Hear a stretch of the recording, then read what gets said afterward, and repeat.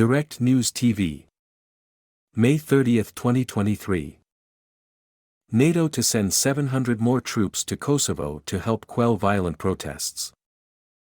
Pristina, Kosovo. NATO will send 700 more troops to northern Kosovo to help quell violent protests after clashes with ethnic Serbs there left 30 international soldiers wounded, the alliance announced Tuesday. The latest violence in the region has stirred fear of a renewal of the 1998-99 conflict in Kosovo that claimed more than 10,000 lives, left more than 1 million people homeless and resulted in a NATO peacekeeping mission that has lasted nearly a quarter of a century.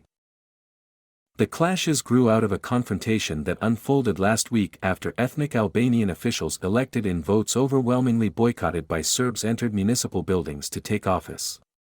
When Serbs tried to block them, Kosovo police fired tear gas to disperse the crowd.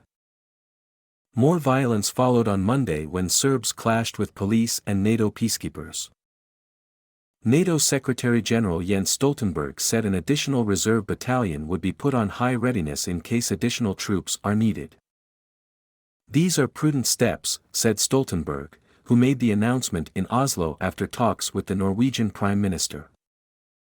The NATO-led peacekeeping mission in the region is known as KFOR and currently consists of almost 3,800 troops. Also Tuesday, KFOR's multinational peacekeepers used metal fences and barbed wire barriers to reinforce positions in a northern town that has become a hot spot. The troops sealed off the municipal building in Zviken, where unrest on Monday sent tensions soaring. A former province of Serbia, Kosovo's 2008 Declaration of Independence is not recognized by Belgrade. Ethnic Albanians make up most of the population, but Kosovo has a restive Serb minority in the north of the country bordering Serbia.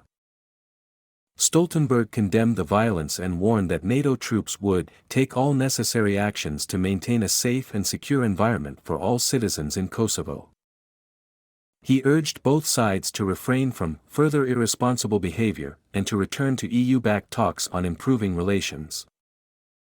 The United States and most European Union nations have recognized Kosovo's independence from Serbia while Russia and China have sided with Belgrade.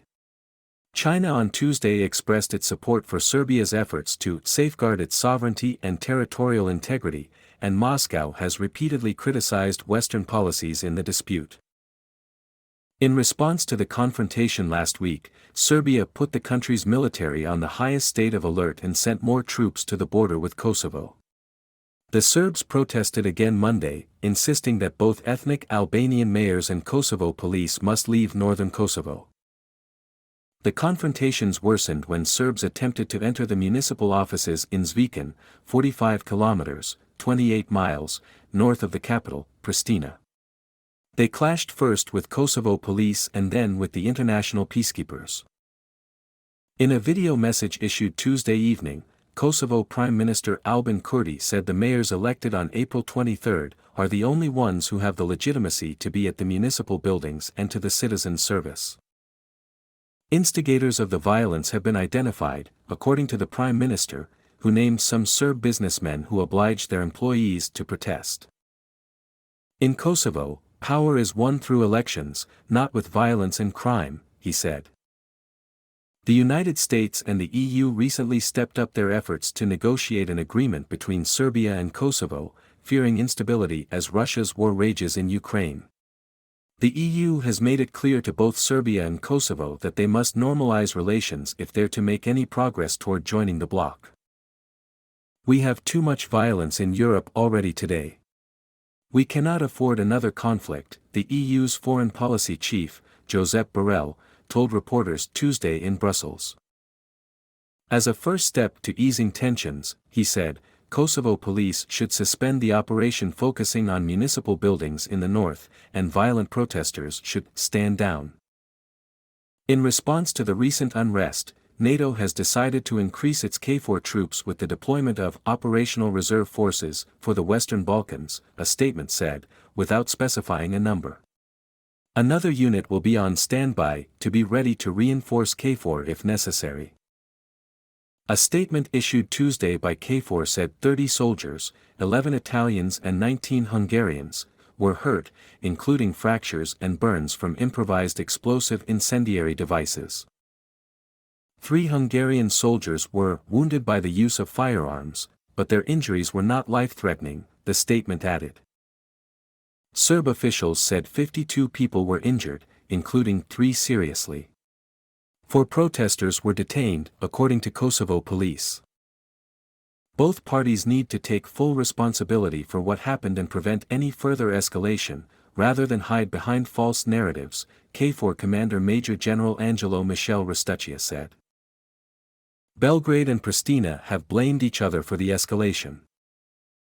Meanwhile, ambassadors from the so-called Quint countries, France, Germany, Italy, the United Kingdom and the US, met Monday with Kurti in Pristina and on Tuesday with Serbian President Aleksandar Vučić in Belgrade. Vučić later also met with the ambassadors in Serbia of Russia and China.